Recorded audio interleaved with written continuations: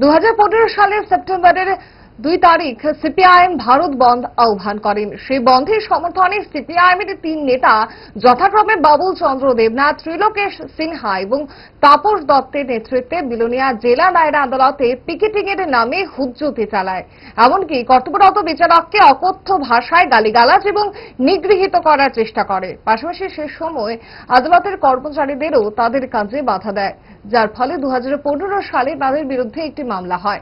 মামলার তদন্তকারী অফিসার সরজমিনের তদন্ত করে চার্জশিট জমা দেয়। সেই চার্জশিট মূলে বিলোনিয়া চিফ জুডিশিয়াল ম্যাজিস্ট্রেট এই সিপিআইএম নেতাদের সেকশন 353 ধারা এবং 417 ধারা মূলে যথাক্রমে 2 বছরের এবং 6 মাসের সাজা ঘোষণা করে। তারপর এই রায়ের বিরুদ্ধে বিলোনিয়া সেশন জজ আদালতে আপিল করে, কিন্তু সেই আপিলও আদালত খারিজ করে দেয়। পরবর্তী সময়ে 2023-এ হাইকোর্টে ক্রিমিনাল ডিভিশন পিটিশন ফাইল করে অভিযুক্ত এই 3 সিপিআইএম নেতা। বৃহস্পতিবার হাইকোর্টের বিচারপতি টি অমরনাথ গৌড়ের বেঞ্চে এই মামলার শুনানি হয়। আদালত উভয় পক্ষের আইনজীবীর বক্তব্য শুনে অভিযুক্তদের রিট পিটিশন খারিজ করে দেয়। যথারীতি সাজা বহাল রাখে। এখন দেখার হাইকোর্টের রায়ের প্রেক্ষিতে অভিযুক্তরা সুপ্রিম কোর্টের রায় কিনা। সংবাদ মাধ্যমের সামনে বিস্তারিত তুলে ধরেন হাইকোর্টের সরকার পক্ষের আইনজীবী রাজু দত্ত।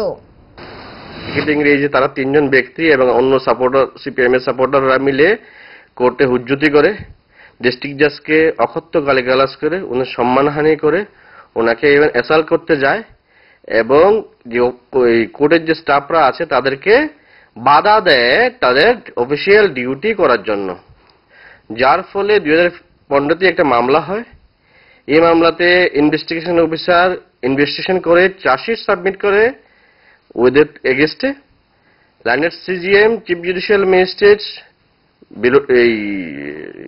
বিলোনিয়া ওদেরকে দোষী সাব্যস্ত করে এবং ওদেরকে সাজা দেওয়া হয় 2 বছর সেকশন 353 এবং 417 জন্য 6 মান্থ। এইটার এগেইনস্টে এই 3 জন আসামি সেশন জাজ বিলোনিয়াতে আপিল ফাইল করে। এই আপিলও ডিসমিস হয়। এরপরে আমাদের অনারেবল হাইকোর্টে 2023-এ ক্রিমিনাল ডিভিশন ফাইল করে যে আপিলেট কোর্টের অর্ডার এগেইনস্টে। এবং আজকে এই শুনানি হয় অনারেবল জাস্টিস অমরনাথ গৌড় সাহেবের এজলাসে। সেই ক্ষেত্রে তাদের সাইডের থেকে বহিরাগত অ্যাডভোকেট আসে, আর গভর্নমেন্টের সাইডে আমি এপিয়ার করি as a public prosecutor high court of Tripura.